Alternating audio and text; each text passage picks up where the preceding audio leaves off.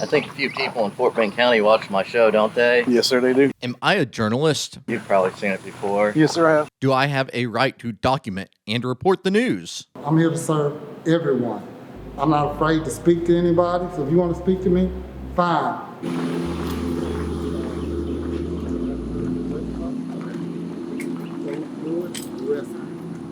He's not a part of the local media, so yeah, go back. The United States Constitution protects my speech and press rights. Sheriff Eric Fagan is prohibited from infringing upon those rights.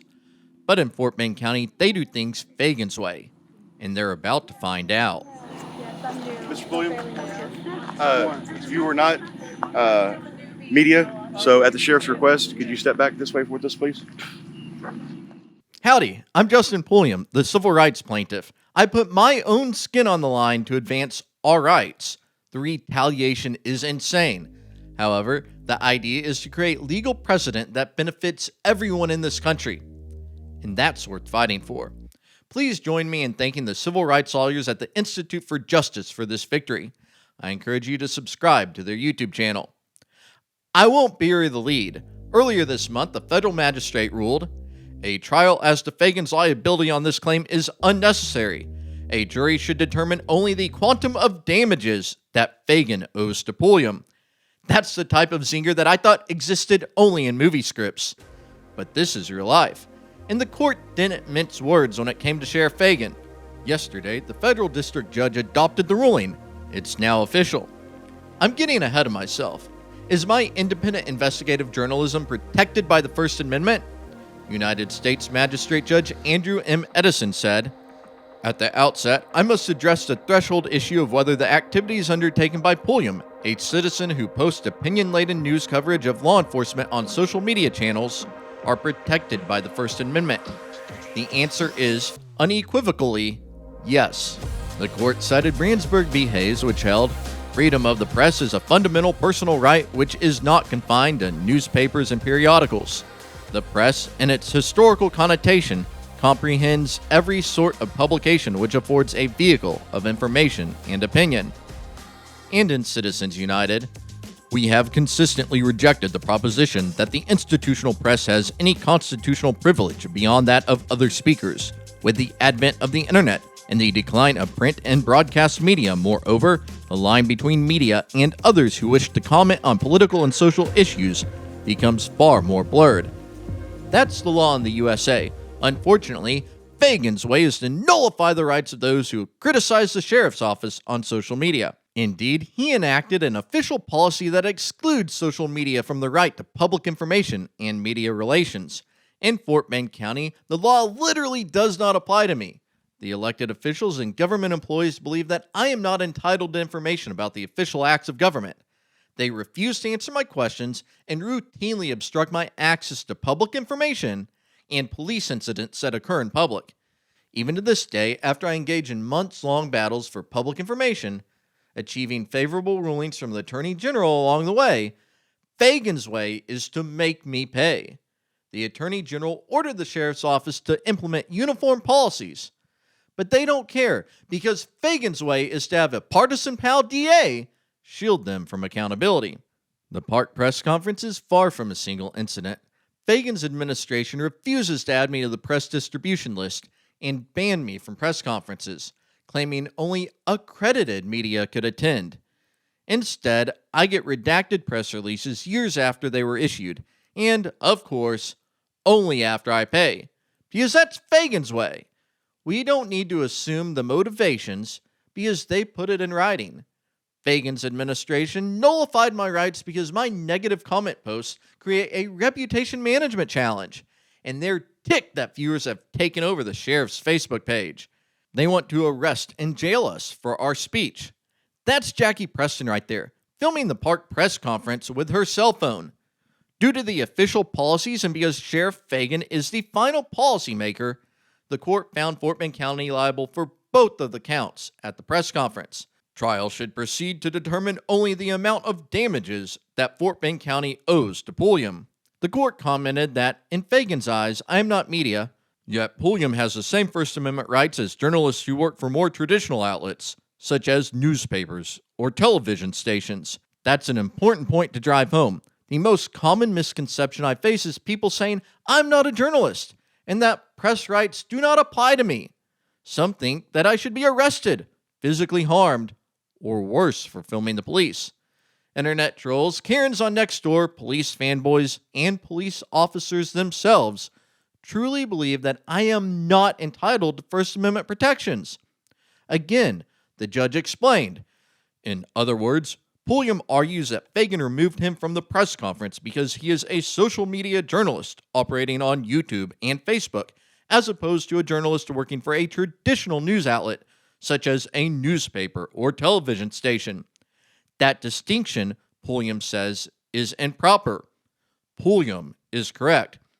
I wish this would settle it once and for all, because what I do is not about proving that I can film. It's about reforming public policy to improve the human condition. That's why they want to stop me. Those in local government, economic, and establishment power don't want the status quo to change. They are perfectly fine benefiting from the pain of others. And let me give you an example of what I mean. Big, powerful man, Sheriff Eric Fagan, could have ejected me himself. But he's too good for that. To boost his ego, he got 2 additional deputies wrapped up in all of this. When the county replied to my motion, they ignored the reason that was clearly stated at the park and instead claimed 2 secret reasons as the real reason for kicking me out. The county's brief insisted that Sheriff Fagan tested unequivocally that he asked Hartfield to move plaintiff to a nearby location because of that earlier physical altercation and negative interactions that Pulliam had with others that morning. However, Fagan's deposition was anything but unequivocal. He was all over the place. My attorney asked Fagan, "So then, why was moving Justin further back from the press conference respectful to the members of the deceased family?" Fagan responded, "I didn't say that. I said because of the confrontation he had with the media." "With the media?" "With the media." "Okay, so you moved Justin back just because of the confrontation that he had with the media?" "Yes." "Folks, there's no altercation between me and any of the reporters. That's a complete fabrication. So either Fagan or a reporter who Fagan conveniently cannot name invented it. Since the police don't like me, they think it's all right to lie if it helps to take me out. Since the prosecutors don't like me either, they not only protect the lying cops, but also run with the lies in an attempt to destroy my future.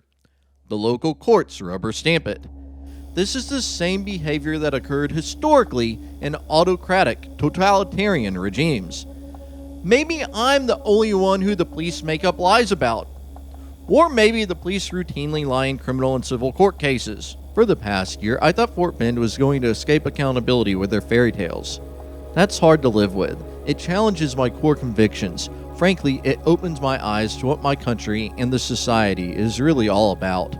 My heart sinks thinking about it. Oh, Justin, how are you? Been better. Y'all keep lying about me. What's that? Your department keeps lying about me. Really? Yeah, it's unfortunate. Yeah. Go to court listener and type Pulliam v. Fort Bend County. You have to go not like to the opinion search, but to the recap archive, and then you can see the latest lie report that they filed against me on Friday. They're always filing lie reports, working with the FBI, Texas DPS, Brian Middleton thug, what other thugs, just working with everyone to take me out and put me down. Numerous individuals with this department obviously involved. Fort Bend County agencies, state, federal.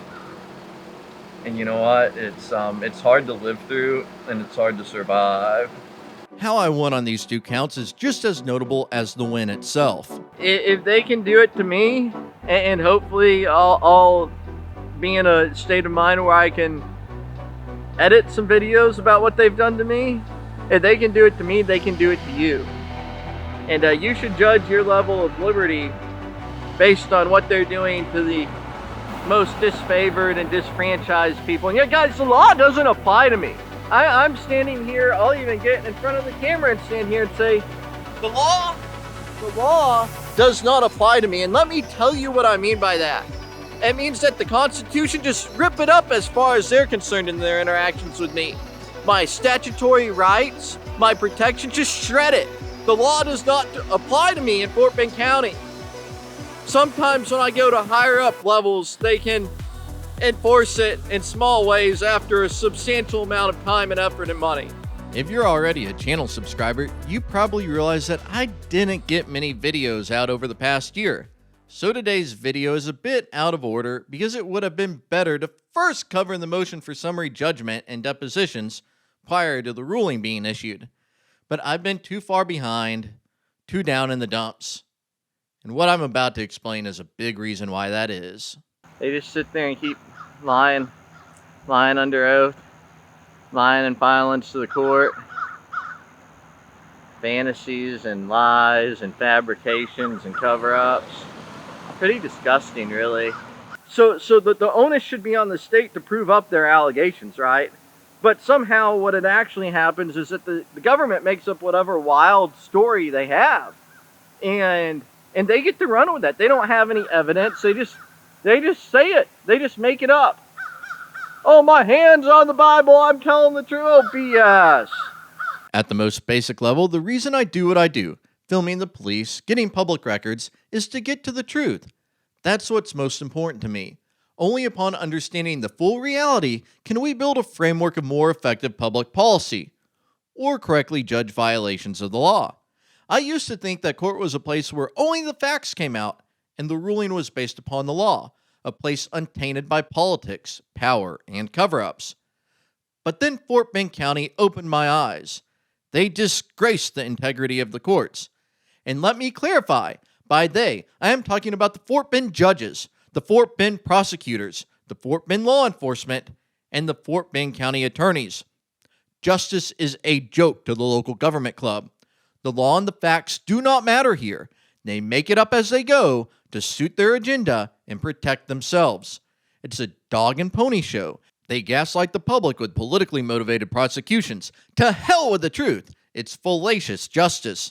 And then, to escape liability and save face, Fort Bend the law brought their unethical behavior into the federal courts. Several of the depositions, especially Sheriff Fagan's, were full of bullshit, and the briefs were misleading.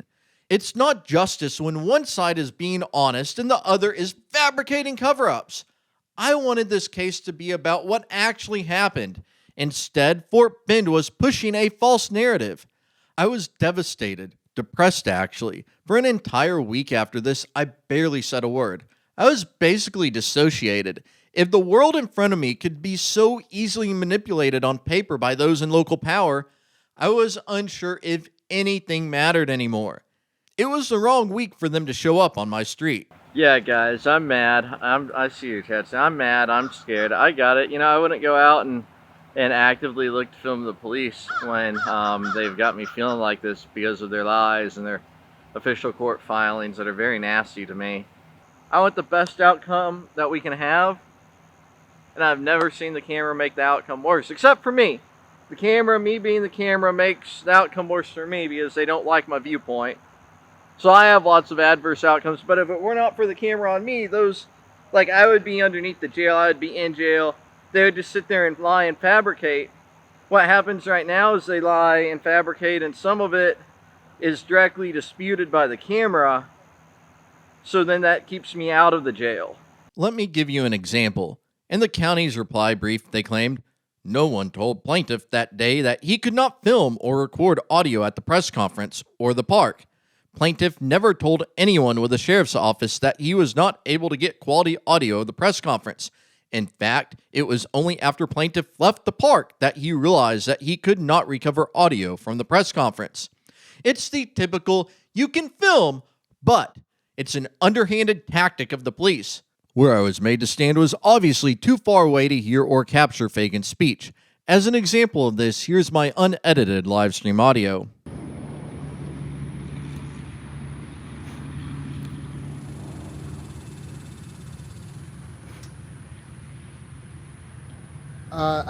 We can't say the water's so murky, we couldn't really tell.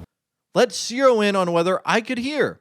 The county reiterated, Plaintiff never told anyone from the sheriff's office that he could not adequately record audio and visual from where he was told to stand, probably because he only learned later himself that his equipment was not picking up audio. However, in deposition, I repetitively explained that I couldn't capture the audio.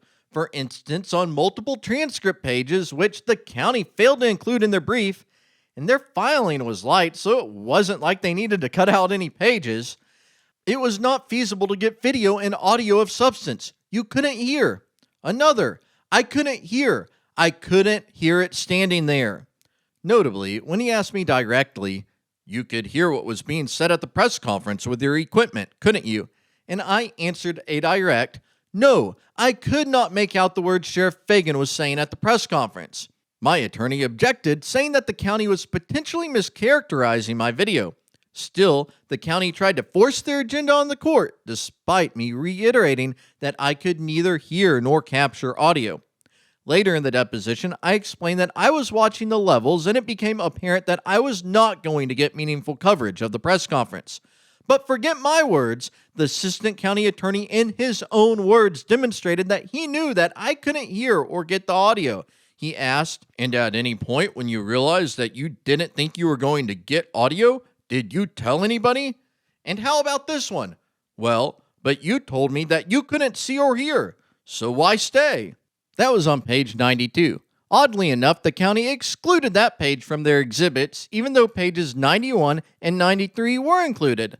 A core component of Fort Bend County's defense was based upon a bogus theory, and they suppressed from their filings multiple transcript pages relevant to that topic. If you change my words or anything like that, that's on you. It's not on me. So the federal judge gave it the attention it deserved. 7 words within a parenthetical clause. He said, when they reached Pulliam's truck, about 80 feet away, well beyond earshot of the press conference, Hartfield told Pulliam, Mr. Pulliam, it would be greatly appreciated if you just stick right here. You're more than happy to film from right here. If you just stay back here, that'd be great. Okay, sir? All right? I appreciate you. You're a joke. You're a joke, man. So I can be right here? Okay. You won't tell me. This is the game. It comes straight from the top, guys. Straight from the top. The court's dismissal of the county's theory wasn't conditional or on the margin. He established that I was well beyond earshot. That was at the beginning of page 3, and already the weight of the world was being lifted off my shoulders.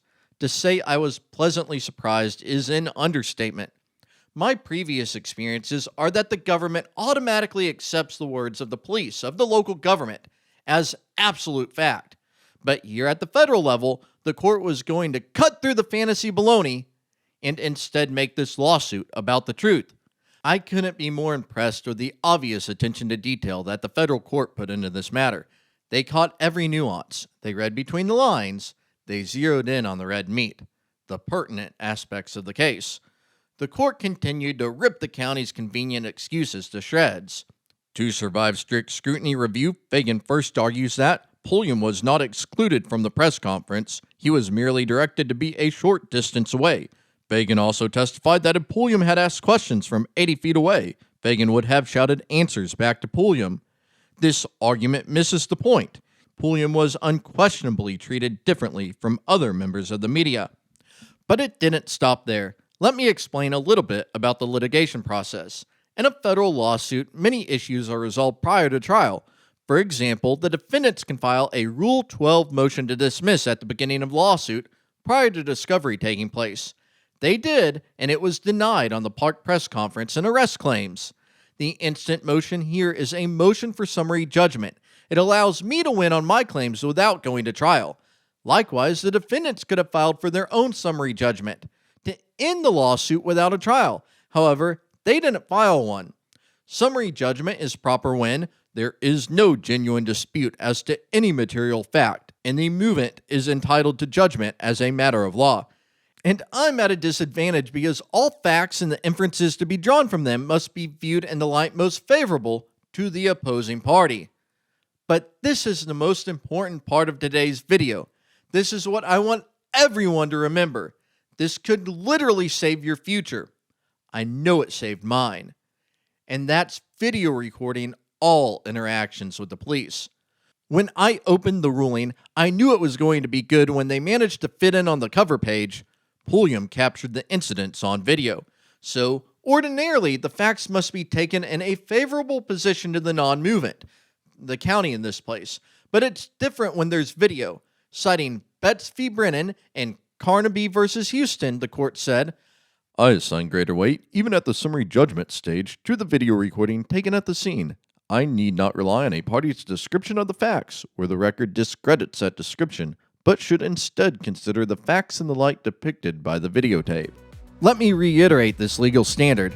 Think about what this means. If the video record discredits the police version of the facts, the court is required to instead consider the facts as they were depicted by the videotape, as they actually happened. This is huge for truth and justice, and it is one of the reasons why the police hate being filmed. When there is video evidence, they must tell the truth. If they don't, at least at the federal level, the blue lies will be disregarded. If this isn't good enough reason to always film the police, then I don't know what is. The court wrote, "In this case, the video speaks for itself. Pulliam walked up to the press conference as directed by an FBCSO employee.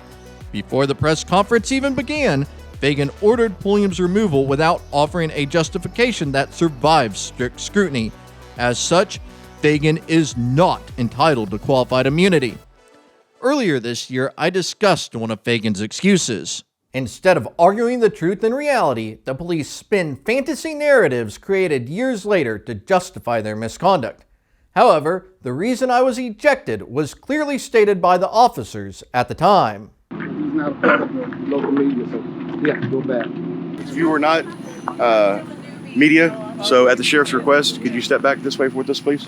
The sheriff now claims a prior physical altercation provides a legitimate and compelling reason to move me away from the sheriff. It's the equivalent of the mob veto. If someone accosts you and takes your phone, then you lose your First Amendment rights. In deposition, Fagan said that one of the family members wanted to attack me. Only in an upside-down world should I be the one punished for someone wanting to victimize me, the court noted. The video conclusively establishes that the only justification spoken aloud at the time concerned Fagan's belief that Pulliam was not part of the local media. Government justifications for interfering with First Amendment rights must be genuine, not hypothesized or invented post hoc in response to litigation. See Kennedy v. Bremerton, 2022. Justifications for such interference must also be communicated to the affected person. Fagan never communicated concerns about the prior incident between Pulliam and the victim's ex-husband until after Pulliam sued Fagan to vindicate Pulliam's constitutional rights. Thus, I will not give this post hoc justification any credence. Additionally, the court said, the idea that Fagan removed Pulliam 80 feet away from the press conference to protect the victim's family, who were themselves blocks away from the press conference, defies logic. Fort Bend also raised the heckler's veto, or more accurately, the competitor's veto justification for excluding me. It must be nice being an establishment reporter who repeats police propaganda. If you don't like other people getting the views on YouTube, simply get the sheriff to shut them down, the court found. Fagan's final justification, again raised only in the context of this litigation and not disclosed to Pulliam on the day of the press conference, is that other journalists told Fagan that they have generally had negative interactions with Pulliam. This justification for removing Pulliam from the press conference is so vague that Fagan admits he does not know the details behind it. When I was standing in front of Fagan at the press conference, I knew my rights. I knew I could be there, so I expected to prevail on the claims against Fagan. However, the court's rejection of the county's fantasy cover-ups is exceptional. This is the most optimistic I've been in years. Finally, I've found a venue where the real truth matters. You can read the entire ruling by joining my Patreon as a free or paid member. In addition to the press conference claims against the county and Fagan, Detective Hartfield was granted qualified immunity since he was simply following orders from Fagan. Hartfield is running on the Republican ticket to be my constable. Finally, the arrest claims were punted to trial due to the relevant case law changing after we filed the motion for summary judgment almost a year ago. Still, the judge provided substantial analysis of that incident, which I will cover in the future. So what's next? Fagan can take the loss or appeal the decision to the Fifth Circuit, which would create my legacy of achieving important civil rights case law in my name. As to the remaining issues, a trial date hasn't been set yet. Watch these videos to learn more about the lawsuit. If you would like to support the Institute for Justice, I've included a donation link in the video description. I hope you appreciate our work to advance the individual rights of everyone in the United States. Thank you for your support, and thank you for watching.